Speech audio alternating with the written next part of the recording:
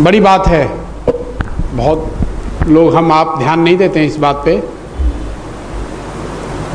पहली लोकसभा जो थी देश में, उसमें ऐसे लोग जो किसी परिवार से आते थे या किसी तरह की डायनेस्टी को रिप्रेजेंट करते थे, उनकी संख्या 9% से कम थी। आपको ये जानकर आश्चर्य होगा कि अभी की जो लोकसभा है उसमें 40 साल से कम जो एमपी चुनकर आए हैं, और ये किसी दल की बात नहीं है, 40 साल से चुनकर आने वाले कम आयु के जो एमपी हैं, तो 98%, करीब 100%, 98 to be precise, they are all representing some sort of dynasty. उनके पिताजी, उनके दादाजी, उनके नाना जी, उनके भाई किसी न किसी पॉलिटिकल पार्टी से पहले से जुड़े हुए थे। ये 70 साल में आपको परिवर्तन देखने को मिल रहा है। आप और हम इसको ध्यान नहीं देते हैं इतना। ये दिखाता है कि धीरे धीरे जिनके सरनेम नहीं हैं, जिनकी फैमिली पॉलिटिकल पार्टीज में नहीं हैं, उनके लिए राजनीति में आना बहुत मुश्किल है। सर, जैसा कि हम सब सुने हैं कि हम लोग नेता को अपना आदर्श मानते हैं कि हर किसी का ड्रीम होता है कि हम आईएएस बने, आईपीएस बने, फिर एक ड्रीम होता है कि हम नेता बने। लेकिन सर, ऐसा क्या था आप में कि आपको नेता आदर्श मानते हैं? जहाँ तक हम आपके बारे में थोड़ा सा पढ़े हैं कि आपको नेता आदर्श मानते हैं। नेता कोई आदर्श नहीं मानता है। ये आप जो पढ़ते सुनते हैं वो ज़्यादातर बातें बढ़ाकर लिखी जाती हैं। मेरे में ऐसी कोई क्षमता नहीं है। और जो लोग ऐसा बताते हैं कि इन्होंने चुनाव जिताया, इन्होंने चुनाव हराया, ना कोई चुनाव जिता सकता है ना हरा सकता है। चुनाव तो नेता ही लड़ता है, पार्टी लड़ती है, नेता लड़ते हैं, वो जीतते हारते हैं। मीडिया या ऐसे दूसरे लोग जो हैं वो बता देंगे कि भाई प्रशांत किशोर ने जिता दिया, अमित शाह ने जिता दिया, इन्होंने जिता दिया, इन्होंने हरा दिया।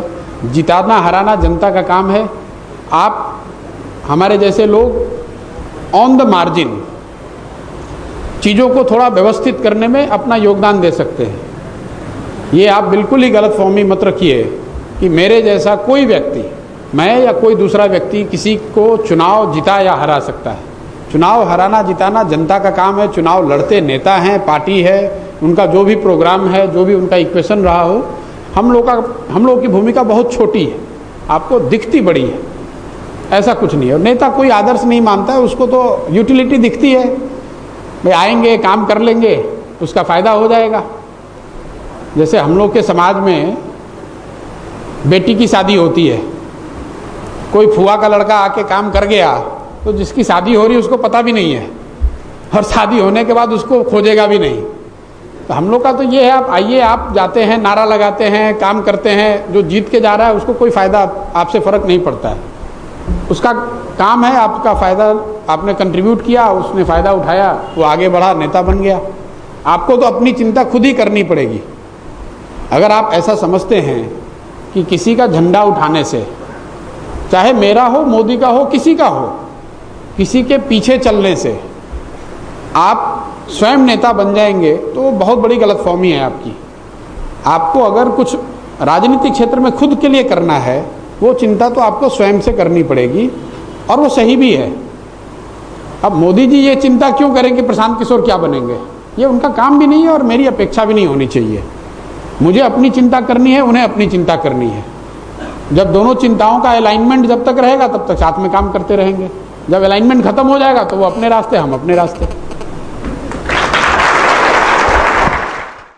सर नमस्कार, मेरा नाम चंदन कुमार, मैं PG first year Patna university का छात्र हूँ। सर क्वेश्चन मेरा, जरा सा ये बता दें कहाँ से आप आते हैं, सिर्फ अपने शहर का नाम बता दीजिए। मैं नवादा डिस्ट्रिक्ट से आता हूँ। ठीक। सर मेरा क्वेश्चन ये है कि वर्तमान में राजनीति में आ रहे युवाओं की सेवा भाव कैसे आए?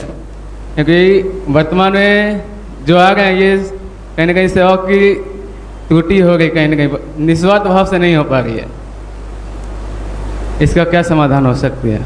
निस्वार्थ भाव से तो कहने की बात है। कहने को आपको कोई कह सकता है कि मैं देश सेवा के लिए आया हूँ, बड़ी बातें करना आसान है। आप लोग तो ज़्यादा व्यवस्थित हैं, अनुशासित हैं।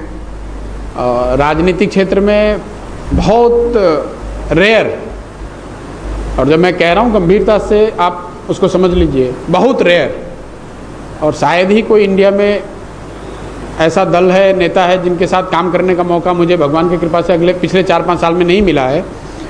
बहुत रेयर ऐसे लोग हैं जो कि वो देश सेवा, समाज सेवा, भाई पहले वो तो जीतने आए हैं, उनके लिए वो प्रोफेशन है, उसमें कोई बुराई भी नहीं है, लोकतंत्र में उसकी एक जगह है। तो ना आपको उनको भगवान मानने की ज़रूरत है, ना उनको गाली देने की ज़रूरत है। और सब नेता चोर हैं, ये बात भी ठीक नहीं है, लेकिन नेता भगवान है, ये भी सही नहीं है।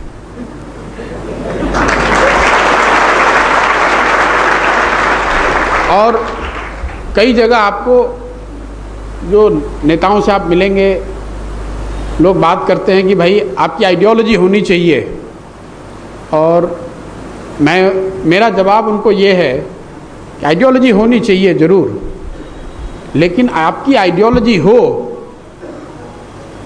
उसमें नेताजी की अपना स्वार्थ हो सकता है। आइडियोलॉजी होना एक बात है, और आइडियोलॉजी के वजह से इंटॉक्सिकेटेड हो जाना दूसरी बात है। मतलब उसका हिंदी में ये है कि आइडियोलॉजी आपकी है, सपोज कीजिए कि आप कम्युनिस्ट को, विचारधारा को अच्छा मानते हैं, लेकिन जो कम्युनिस्ट पार्टी के नेता हैं वो ये चाहेंगे कि आप कम्युनिस्ट विचारधारा को इतना फॉलो करने लगो कि आप उसके अंधभक्त हो जाओ। तो अब वो काम करें न करें, आपको तो ये लगता है भाई हमें तो इसे ही जिताना है, और जब आप उससे सवाल पूछेंगे तो कहे भाई आप तो कम्युनिज्म में बिलीव करते हैं, आप क्यों ऐसा बात कर रहे हैं। तो it suits to the leaders for you to get intoxicated with ideology. Ideology रखिए, लेकिन अंधभक्त मत बनिए। आपकी जो क्षमता, आपका जो विवेक है, वो किसी आइडियोलॉजी के गिरवी नहीं रख सकते। क्या आइडियोलॉजी के लिए आप गिरवी नहीं रख सकते। ये दूसरे को सूट करता है, नेताओं को सूट करता है, पार्टियों को सूट करता है, मुझे सूट कर सकता है। इसका मतलब ये नहीं है कि आपकी आइडियोलॉजी नहीं होनी चाहिए, लेकिन आप you should never lose the sense of objectivity, कि अगर कोई काम गलत कर रहा है, सपोज कीजिए आप कांग्रेस के फॉलोअर हैं, किसान ने आत्महत्या करी पंजाब में, तो कोई कांग्रेस का लीडर उसकी बुराई नहीं करेगा, बात नहीं करेगा। और अगर राजस्थान में फार्मर ने सुसाइड कर लिया तो कोई भाजपा वाला उसकी नहीं करेगा शिकायत, मरने वाला तो किसान ही है। आपकी आइडियोलॉजी कांग्रेस की है कि भाजपा की है, उससे कोई फर्क नहीं पड़ना है। अगर आपको नौकरी नहीं मिलती है तो भाजपा की आइडियोलॉजी आप फॉलो करो या कांग्रेस की आइडियोलॉजी फॉलो करो, घर में रोटी का इंतजाम तो आपको स्वयं से ही करना पड़ेगा। नेता ये जरूर चाहते हैं कि आप उनकी आइडियोलॉजी फॉलो करो और फिर ये कहो कि जॉब क्यों नहीं है। अब उनकी बात, उनकी कमी को आप छुपाइए। तो मेरा आपको सुझाव ये है, जो युवा, कि अपनी ऑब्जेक्टिविटी को कभी लूज मत करिए। लोग कहेंगे आपको कि अरे इनका कोई आइडियोलॉजी नहीं है, ये तो इधर से उधर होते हैं। भाई इधर से उधर होना फिर भी ठीक है, गलत के साथ रहना ठीक नहीं है।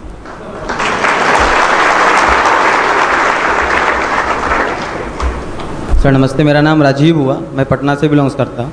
सर मेरा ये क्वेश्चन है, मैंने आपसे आपकी प्रोग्राम अभी दिल्ली आईटी के मैंने देख रहा था, उसमें आपने कहा कि पिछले अगले 10 साल मैं पूरे तरीके से बिहार में हूँ, भगवान ने जितनी क्षमताएं दी है मैं पूरी क्षमता के साथ इस बिहार के विकास के लिए आगे रहूँगा। तो आज आप इस युवाओं के टीम के साथ आए हैं, तो आपके इस कार्य में हम युवा टीम आपके साथ किस तरीके से हैं, आप इसको किस रूप में देख रहे हैं अच्छा यहाँ आने के बाद?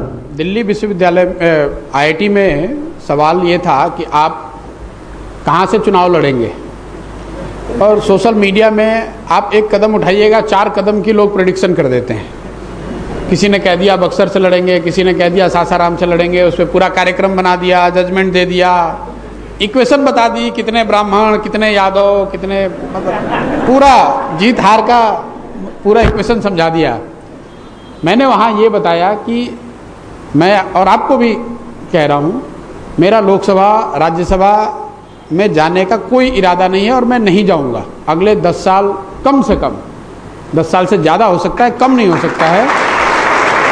मैंने नीतीश जी को आश्वस्त किया है कि मैं 10-15 साल यहाँ पर जो मेरी क्षमता है, छोटी है, बड़ी है, अच्छी है, खराब है, उसको बिहार के लिए जो कुछ कर सकता हूँ उसको करने में लगाऊंगा। उन्होंने मुझे एक अपॉर्चुनिटी 2015 में दी थी, मुझे यहाँ एडवाइज़र बनाया था, मैं छोड़ के उसको चला गया था।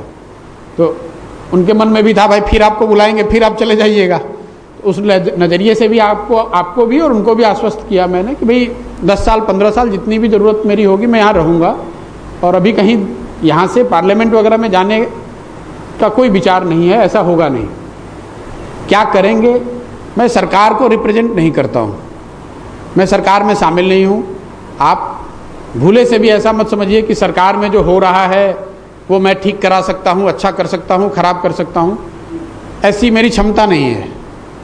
आप या आप जैसा कोई व्यक्ति जो मेरे संपर्क में है वो अगर अपनी बात मेरे तक पहुँचाता है तो शायद मैं आपकी बात आगे बढ़ा सकता हूँ, लेकिन मेरी बात में थोड़ा ही ज़्यादा वजन हो सकता है, आपसे ज़्यादा वजन नहीं होगा।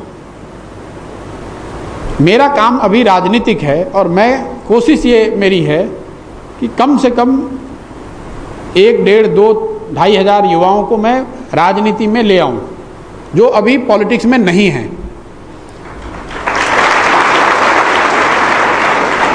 और पॉलिटिक्स में आने के लिए सबसे बड़ी जो ऑब्जेक्शन या ऑब्स्टिकल है लोगों के लिए कि आप पार्टी में ज्वाइन करना तो कोई मुश्किल है नहीं, कोई ज्वाइन कर सकता है, आपको चुनावी राजनीति में जगह नहीं मिलती है। मैं आपको आश्वस्त कर रहा हूं कि उनको आश्वस्त कर रहा हूं क्योंकि आपका ग्रुप अलग है, जो लोग आएंगे उनको कहीं ना कहीं चुनावी राजनीति में उनको लाने की जिम्मेवारी मेरी है, वो मैं मान के चल रहा हूं और मैं आश्वस्त कर रहा हूं। वो कितना कर पाएंगे ये कह नहीं सकते हैं, लेकिन मेरा ऐसा मानना है कि अगर 500, 1000, 1500, 2000 लड़के, नए लड़के वो आएँ और 5 साल 10 साल के नज़रिए से राजनीतिक जीवन में कदम रखें तो कोई वजह नहीं है कि आपके पास सरनेम चाहिए, आपके पिताजी पॉलिटिक्स में होने चाहिए, आपके पास पैसा होना चाहिए। मेरे पिताजी का नाम कोई नहीं जानता है, मैं कोई नीतीश जी के कास्ट का नहीं हूँ, मैं कोई आरएसएस का नहीं हूँ, मुझे मोदी ने जब रखा तो मैं कोई गुजरात का नहीं था। अपने आपके जैसे सामान्य बैकग्राउंड से उठ के गया हूँ, बिहार के सरकारी स्कूलों से पढ़ के गया हूँ। और कहीं आपको ऐसा लगता होगा कि कोई बहुत बड़ी पृष्ठभूमि, कोई पृष्ठभूमि नहीं है। हम भी आपके जैसे 10,000, 20 यहाँ साइंस कॉलेज से पढ़े हैं, 10,000, 20,000 की नौकरी कैसे लग जाए इसकी चिंता करते हुए बड़े हुए हैं। अपनी क्षमता से, भगवान के आशीर्वाद से जहाँ कुछ पहुँच पाए हैं, थोड़ा बहुत कर पाए हैं, मुझे लगता है कोई ऐसा आदमी नहीं जो नहीं कर सकता है। अब 4-5 साल मैंने इनको एडवाइस कर लिया, मोदी को एडवाइस कर दिया, नीतीश जी को कर दिया, अमरिंदर सिंह को कर दिया, राहुल गांधी को कर दिया। अब मैं सोचता हूँ कि अगर 1000 लोगों को मैं निचले स्तर से एडवाइस करके या उनके साथ लग के उनको नेता बना सकूँ तो वो बड़ी बात होगी, और वो अगले 4-5 साल करना चाहते हैं।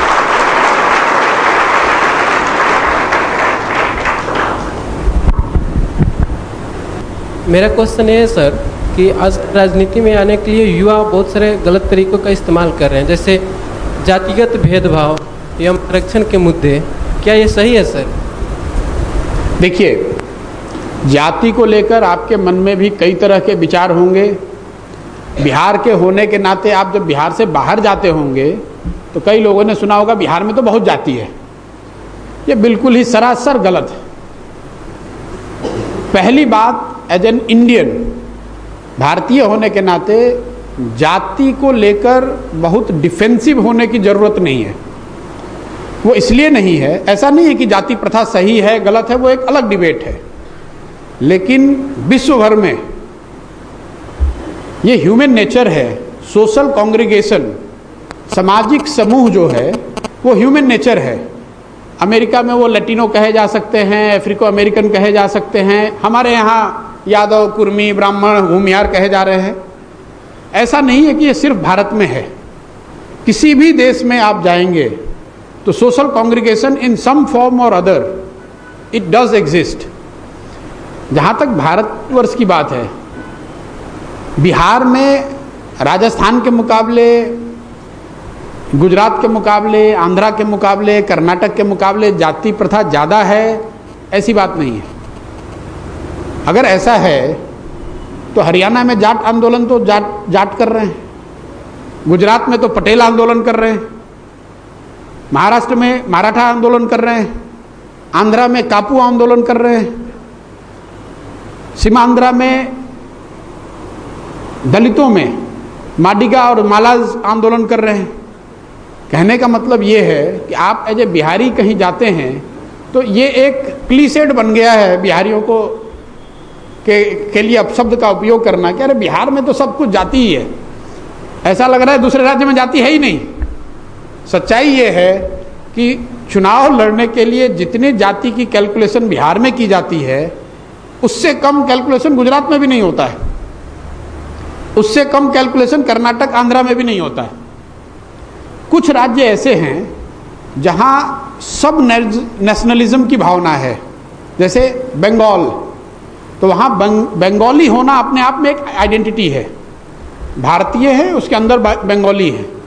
बिहार में, यूपी में और खासकर जो हिंदी भाषी प्रदेश हैं वहाँ पे ये कॉन्सेप्ट ऑफ सब रीजनलिज्म, भारत के अंदर सब भारतीयता वाली जो भावना है वो कम है, इसलिए जाति बड़ी दिखती है। लेकिन जाति है हर जगह, कोई यूज कर रहा है ऐसी बात नहीं है। लेकिन आपके मन में जो ये बात बैठी हुई है कि जाति के आधार पर ही चुनाव होता है और लोग जीतते हारते हैं, मैं आपको एक फैक्ट दिए देता हूं। जातियों का समाज में जो प्रोपोर्शन है, मतलब अगर ब्राह्मण 10% है, यादव 15% है, दलित 10% है, ये प्रोपोर्शन तो चेंज नहीं होता है। 5 बरस में, 10 बरस में, 20 बरस में जातियों का समाज में अनुपातिक रिप्रेजेंटेशन चेंज नहीं होता है। सरकारें तो फिर भी बदलती हैं, आपको कोई पॉलिटिकल ज्ञान की जरूरत नहीं है, बेसिक लॉजिक है। यादव तो जितने थे उतने ही 5 वर्ष के बाद भी होंगे, 5 वर्ष पहले भी उतने ही होंगे। तुलनात्मक, अगर 12% यादव था तो 12% आज भी यादव होगा, संभव है 2.2% बढ़ जाएगा, 0.2% कम हो जाएगा। कभी यादव की सरकार बन गई, कभी यादव की सरकार बाहर हो गई। ऐसा क्यों?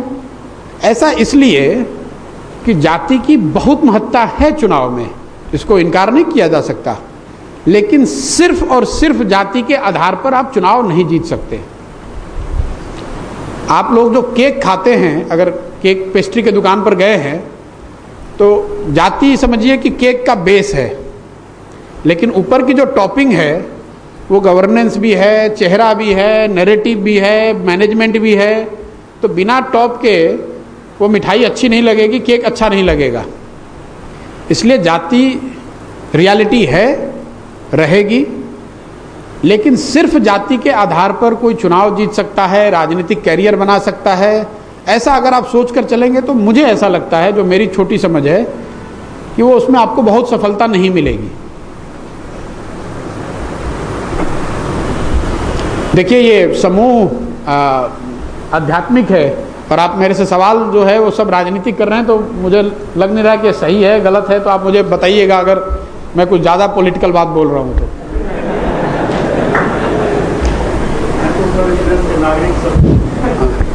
अनीश कुमार नाम है मेरा, कैमूर भभुआ से आता हूँ।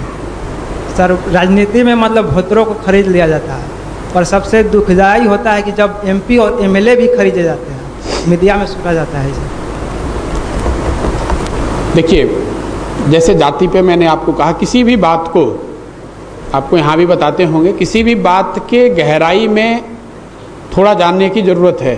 कोई बात जब आप कहते हैं, अपना ओपिनियन बनाते हैं, जो मैंने आपको बात कही, ऑब्जेक्टिविटी लूज़ मत कीजिए। ये जनरल भावना है कि अरे ये लोग तो पैसे के आधार पर जीत जाते हैं। एमएलए बनने के लिए आपको कम से कम 50,000 वोट तो चाहिए कि नहीं चाहिए? 50,000 से कम वोट पाकर तो कोई एमएलए नहीं बन सकता है। एमपी की तो बात छोड़ दीजिए। अगर आप एक वोट के लिए 500 रुपया भी दें, 500 रुपया, जरा मल्टीप्लाई कीजिए 50,000 को 500 रुपये से, 25 करोड़ हो गया। कितने ऐसे एमएलए हैं जो कि 25 करोड़ रुपया दे के चुनाव जीत जाएंगे। बहुत रेयर। चुनाव में पैसे का प्रचलन और उसका प्रभाव वो है, इससे कोई दो मत नहीं है। आपने एनेक्डोटली ये भी देखा होगा, कुछ गांव में, कुछ वर्ग में, किसी मोहल्ले में किसी ने पैसे बांट दिए, शराब पिला दिया, खाना खिला दिया, कुछ इस तरह के इंसेंटिव दे दिए और वोट इधर से उधर हो गया। लेकिन वो बिल्कुल ही मार्जिन पे है। आप 500 वोट खरीद सकते हैं, 1000 वोट खरीद सकते हैं, 2000 वोट खरीद सकते हैं, 5000 वोट खरीद सकते हैं। अगर जनता आपके साथ नहीं है तो कितना भी पैसा आपके पास क्यों ना हो, आप जीत नहीं सकते। तो इस दोनों ही भ्रम को आप बिल्कुल सिरे से हटा दीजिए कि अगर मेरे पास सुटेबल जाति नहीं है तो मैं जीत नहीं सकता हूं।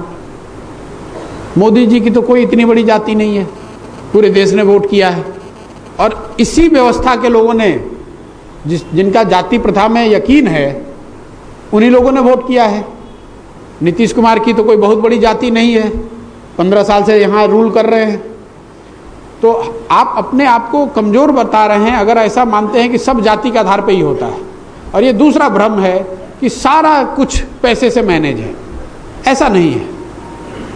लोकतंत्र में कुछ चीज़ आप मैनेज कर सकते हैं, सारी चीज़ें मैनेज नहीं हो सकती हैं। जनता आपके साथ है तो थोड़ा पैसा देके शायद 500 वोट और बढ़ा लीजिएगा, लेकिन जनता साथ नहीं है तो पैसा देके जीत जाइएगा, ऐसा संभव नहीं है। सर प्रणाम, मेरा नाम सुशील कुमार है, आरा का रहने वाला हूँ। सर, विकास के कार्यों में राजनीति को घुसा दिया जाता है, इससे निजात कैसे पा सकते हैं हम सब?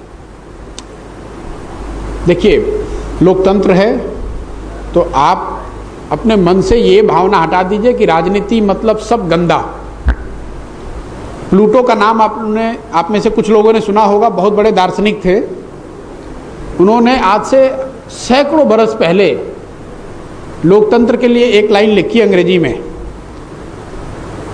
If you do not participate in democracy be ready to be ruled by your इंफीरियर्स।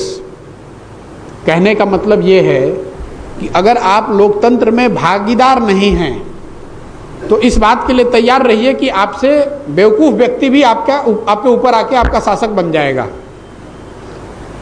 तो आपने जो कहा कि राजनीति को घुसा देते हैं, भाई राजनीति आपकी सबसे बड़ी ताकत है, लोकतंत्र सबसे बड़ा ताकत है।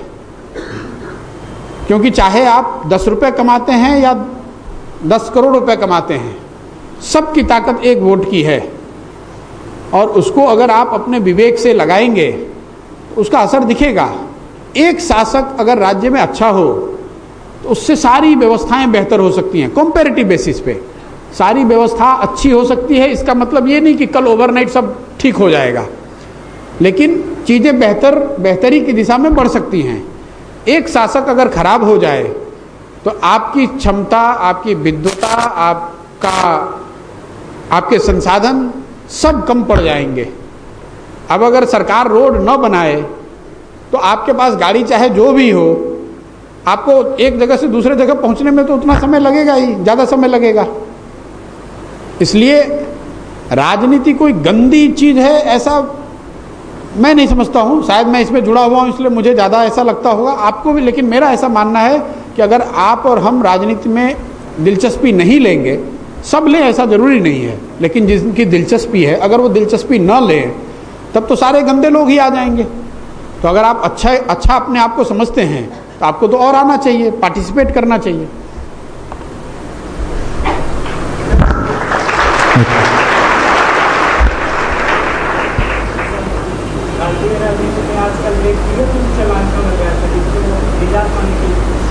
भाई निजात मारने का क्या है? आप अगर अपने वार्तालाप का स्तर गिराएंगे, एक दूसरे को गाली गलौज करेंगे तो ये आपके अपने संस्कार, आपकी शिक्षा, आपकी अपब्रिंगिंग को दर्शाता है। मोटे तौर पे बिना गाली गलौज किए हुए भी आप जनता का स्नेह, उनका आशीर्वाद आपको मिल सकता है। लेकिन हर आदमी का पॉलिटिक्स करने का अपना एक तरीका है। कोई एग्रेसिव लैंग्वेज के साथ करता है, कोई सॉफ्ट लैंग्वेज के साथ करता है। उसके लिए आपको बहुत उद्वेलित होने की ज़रूरत नहीं है। वो तो टीवी में कहने के डिबेट की बात है कि भाषा का स्तर गिर रहा है, भाषा का स्तर ऊपर जा रहा है। भाषा का स्तर हर चुनाव में गिरता हुआ दिखता है, फिर थोड़ा ऊपर हो जाता है, फिर चुनाव आता है, फिर चुनाव हुआ, जब दंगल होगी, आपस में लड़ाई होगा, तो थोड़ा वाद विवाद होना स्वाभाविक है।